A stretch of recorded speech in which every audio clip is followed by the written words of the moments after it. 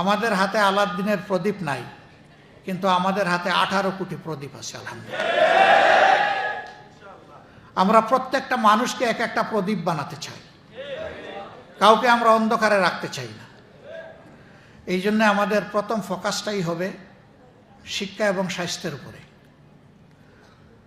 Better education, better nation, better health, better citizen. এই দুইটা minus করে কোনো সভ্যতা গড়ে উঠতে পারবে না, সামনের দিকে আগাতে পারবে না। এই ফাউন্ডেশনের উপরে ভর করে আমরা সামনে এগোতে চাই। এখন মনে করেন আল্লাহর ইচ্ছা হলো না, আমাদের হাতে এই দেশ পরিচালনার দায়িত্ব আসলো না, তাইলে কি গালে হাত দিয়ে আরো 5 বছরের জন্য অপেক্ষা করব? নো, আমাদের মিশন অব্যাহত থাকবে। আমরা যা নিজে পারবো করব, যেটা আমাদের আয়ত্তের বাইরে সরকারকে বলবো ইউ ডু দিস, তুমি ভালো কাজ করো, তোমার হাত আমরা শক্তিশালী করব, তোমাকে সাহায্য করব।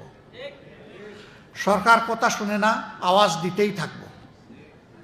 আর একটা সুযোগের অপেক্ষা করতে থাকবো, যে জনগণের মনে আমাদের প্রতি আমাদের কর্মের মাধ্যমে ভালোবাসা যদি তৈরি হয়, নেক্সট টাইম আমরা দেখব। আমরা ধৈর্য হারাবো না।